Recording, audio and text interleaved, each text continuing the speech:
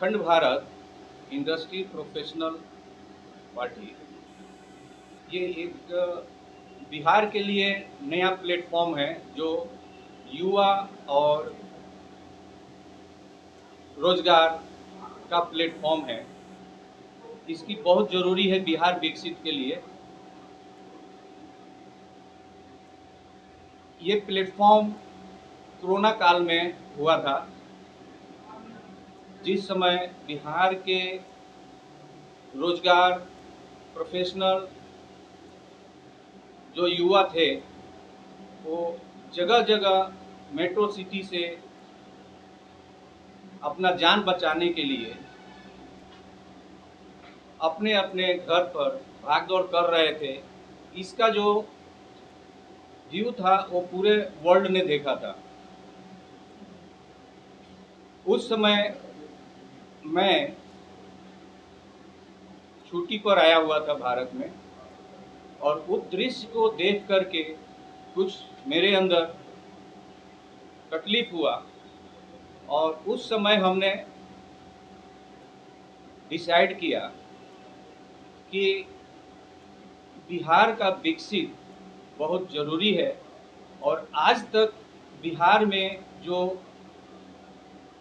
Talented युवा हैं उनको कोई प्लेटफॉर्म नहीं है, जिसके वजह से दूसरे राज्यों में जा करके अपना रोजी रोटी के लिए पलायन कर रहे हैं। इस चीज़ को लेकर के मेरे अंदर जो तकलीफ हुई, उसी समय हमने संकल्प किया कि बिहार का विकसित करना बहुत ज़रूरी है,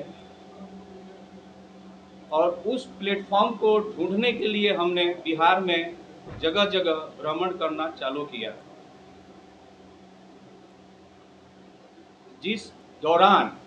उस दौरान जो है हमारे साथ दो युवा आए जो मुझे सलाह दिए कि सर, आपको अगर बिहार विकसित करना है तो हम आपको साथ देंगे। उस युवा का हम आपको बाद में बतलाएंगे कौन है। और ये कोरोना काल का देन है, कोरोना कोविड-19 का, जो इस प्लेटफॉर्म को आपके माध्यम से बिहार में हम लॉन्च करने जा रहे हैं, जो ये बिल्कुल प्रोफेशनल इंडस्ट्रियल प्लेटफॉर्म है जो बिहार को विकसित करने में काम करेगी।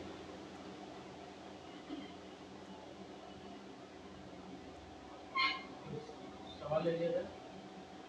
कोई आप लोग का सवाल है तो करिए। इसके पीछे आखिर क्या वजह रही है कि अब तक बिहार विकासशील नहीं है, विकसित नहीं हो पाया? क्या कारण आपने देखा है? कारण तो बहुत सारे हैं, अलग अलग राजनीतिक दल अपने तरीके से करते हैं, लेकिन मेरा मानना है कि एक रूट ऑफ कॉज होती है। कोई भी, मान लीजिए कि आपका सिस्टम खराब हो रही है या टीवी है और उसमें बार बार फ्यूज जा रही है, तो फ्यूज जाने का कारण क्या है? We have to reach cause of root, यानी कि जो कारण है ये डिफेक्ट फ्यूज उड़ने का, उसको हमें ढूंढना चाहिए। और मेरा मानना है कि भूख जो मेन कॉज है, यानी कि बेरोजगारी,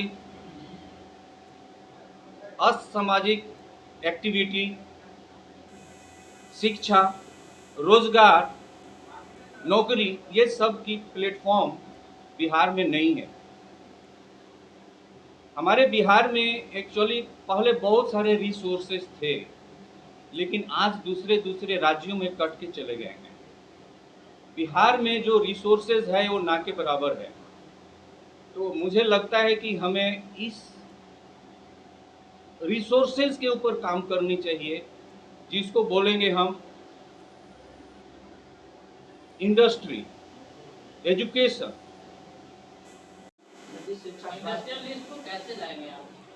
पूर्ववर्ती सरकार जो भी रही है या वर्तमान सरकार है, काफी प्रयास रहा है, हम लोगों ने देखा है, कई ग्लोबल समिट हुए हैं का, लेकिन आज तक हमें इस हिसाब से फैक्ट्रियाँ लगनी चाहिए, कारखाने लगने चाहिए, नहीं लग पा रहे हैं।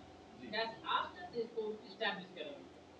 हमारी जो आप अलग सोच है, हम अपना अलग रोड मैप लेकर के आए हुए हैं और वो ज़रूरी नहीं है कि अभी हम फर्स्ट मीटिंग में हम डिक्लेयर करें। डॉक्टर MBBS सब लोग पढ़ते हैं, लेकिन सारे लोग हार्ट के ऑपरेशन नहीं करते हैं। उसी तरह से हमारे पास में ब्लूप्रिंट है, कैसे हमको लाना है, हम आपको नेक्स्ट मीटिंग में बतलाएंगे। सर, जिस शिक्षा स्वास्थ्य रोजगार की आप बात कर रहे हैं जी। इसका दावा तो तमाम बिहार की जो लेफ्ट विंग की पार्टियां वो करती हैं, लेकिन आपका अलग क्या है सर? मेरा अलग है, वो हम आपसे बतलाएंगे। अभी हम डिक्लेयर नहीं करना चाहते हैं क्योंकि क्या होगी सर आपके पार्टी की? सब पार्टी की अपनी एक आइडियोलॉजी होती है। हाँ, आपके पार्टी का आइडियोलॉजी क्या होगा? आइडियोलॉजी है शिक्षा और रोजगारी। रोजगारी हमको सबको देना है और कैसे देंगे, ये हमारे पास में पूरा ब्लूप्रिंट है।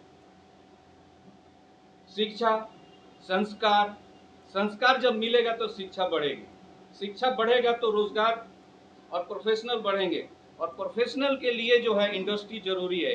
इंडस्ट्री प्रोफेशनल से चलती है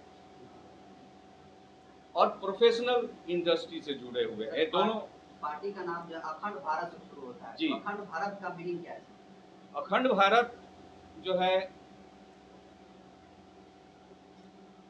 हमारे संविधान के जो बाबा अंबेडकर साहब जो थे, उन्होंने एक संविधान हमको दे के गए हुए हैं, वो देश का धरोहर है। वो संविधान हम नहीं चाहेंगे कि वो संविधान पर कोई छेड़छाड़ करे, उसको हम लेके चलेंगे। ये अखंड भारत उसके लिए हम दिए हुए हैं। इंडस्ट्री जो हम करने जा रहे हैं, ये बिहार को हब इंडस्ट्री बनाएंगे। जो हमारा जो भी आयात हो रही है, जो भी इक्विपमेंट बन रहे हैं, प्रोडक्ट बन रहे हैं, हम यहाँ पर बनाएंगे और ये हमारा संकल्प है। वो कैसे बनाएंगे ये आपको बतलाएंगे, हम टाइम से आएंगे, हम बतलाएंगे। कई पार्टियां बनी है सर बिहार में हाल के दिनों में, जनसुराज को देख लीजिए, और भी पार्टियां बनी है। सबका वही कहना है कि पलायन को रोकना है, इंडस्ट्री को लाना है। उस पर आपका क्या मत है? मैं आपको बतला दिया हूँ इंटरव्यू में, पहले ही बोल दिया हूँ। हमारे पास में रिजल्ट आएगा, उस तरह से आपको बतलाएंगे। सर, वर्तमान सरकार को किस रूप में देख रहे हैं? आए? वर्तमान जो सरकार नीतीश जी के 20 साल के कार्यकाल को कैसे आप देखते हैं? क्या महसूस कर रहे हैं? मैं किसी पार्टी का विषय में नहीं बोलना चाहता हूं मैं, क्योंकि किसी पार्टी को हम जोड़ेंगे तो हमारा फोकस जो है अपने टारगेट से अलग हो जाएगा, और इसमें हम नहीं उलझना चाहते हैं। हमारा कुछ अलग चीज है और उस पर हम कंसंट्रेट करना चाहते हैं, ना कि किसी पार्टी के लिए। जनता के बीच जाएंगे जी। तो जब तक पूर्ववर्ती सरकार की नाकामियों को आप नहीं गिनाएंगे हाँ, और अपनी अच्छाई को नहीं बताएंगे, तो फिर लोग कैसे आपकी तरफ अट्रैक्ट होंगे?